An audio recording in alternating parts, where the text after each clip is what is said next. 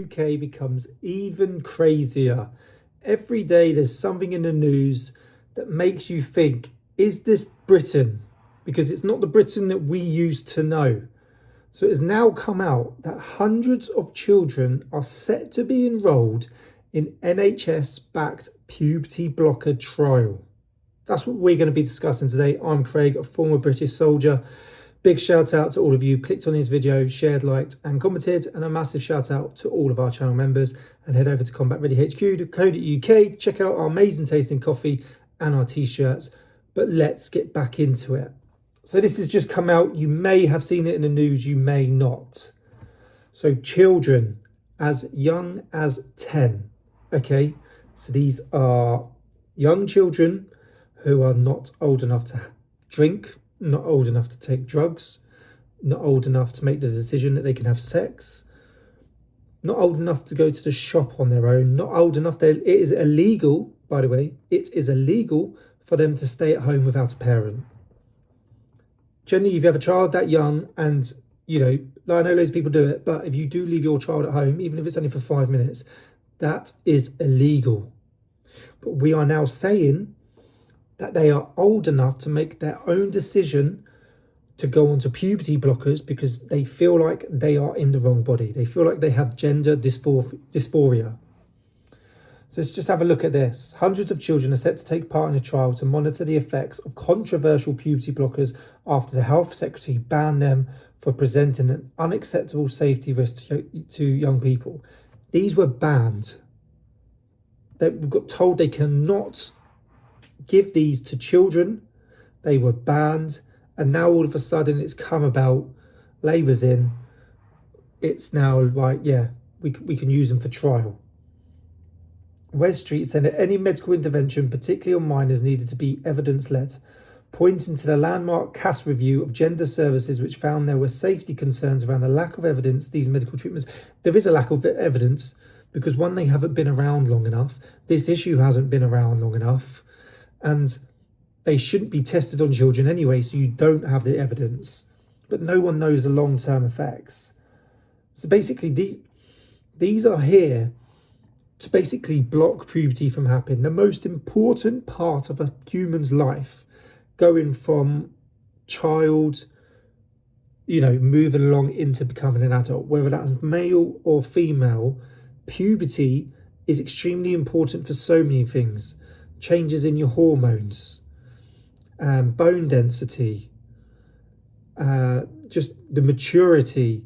For boys, it's, you know, when you start growing a beard, you get a bit of chest hair and you start becoming a man, your voice goes deeper, your balls drop. Women, your breasts start to enlarge, you then start getting your periods, you then start becoming fertile. Right? That's when technically officially you become a man and a woman, okay? It's extremely important that we go through that, right? It's evolution. The body has adapted over hundreds of thousands and millions of years to get to this point. And we're meant to be at the point where we're at our most smartest, apparently, but it's gone through evolution to get to this point, and puberty is still in it. It's not going anywhere. It's still the most important part. So you want to block that because you think a child may think they're in the wrong body. Cool, that's how they feel. But you want to block that part, the most important part of going from a child to an adult. Craziness. Secondly, chances are you're going to let a 10, 11, 12-year-old make the decision at that age. Bearing in mind, like I said, they can't drink, they can't smoke, they're not allowed to have sex, they're not allowed to be left at home on their own without a parent or a guardian. But you're going to make the decision to allow them to take puberty blockers and make themselves permanently infertile at that age. They're allowed to make that conscious decision. I cannot see that making any sense at all. But they go on to say, you know, the Health Secretary did place an indefinite ban on puberty blockers, which used to be used by youngsters who believe they want to transition pending a review. Now details have emerged on how the drugs will be tested on the small cohort of children. This is saying up to 500 children are set to be enrolled in a first trial of its kind. So that's 500 children who could be put on these and their lives could be changed forever just because they want to do an experiment. We are experimenting. We've now got to the point in life where we are experimenting with drugs on children. This is going on by King's College London, by the way. I thought they were a top college in London, but I think they're absolutely doolally. Basically, what's going to happen is the final results, which are expected to release in 4 years' time. So we've got 4 years of this happening, by the way. 4 years. Half the group are basically going to be put on the drugs straight away. The other half are going to wait 12 months. And they're going to basically check their hormones, their emotional intelligence, their mentality, their physical ability, their bone density. And like at the end of the first 12 months, when the first half do it, they'll test them and they'll test the ones that haven't had them to see where they're at. And then at the end of the 2 years, after 24 months, they'll do the same again, see where they're at, see what happens with you. That's a very short time to test these, by the way. Only 12 months, 24 months, possibly up to 3 or 4 years of what is going on in a person's body.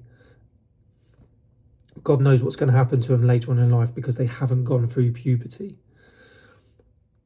Also, I heard a stat. I've done a little bit of research on this, could be slightly wrong, but I did hear a stat that 93%, which I think this is most probably right, 93% of children that go through gender dysphoria, when left, actually come out of it and decide to stay the same sex.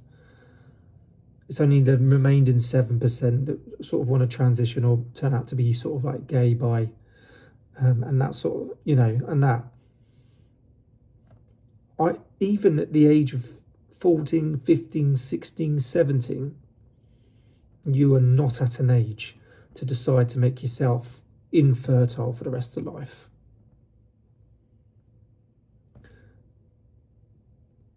If people want to transition later on in life, that's their choice. Let them do it. If that's what they want to do, technology's there. Let them do it. But children are too young to make any decision. I'm telling you now, when I was 10, 11, 12 years old, I was not right to make any decision at all. No decision at all. Even when I wanted to join the army at 16 to go and get a career, a job, I wanted to join the army at 16. I was set on it.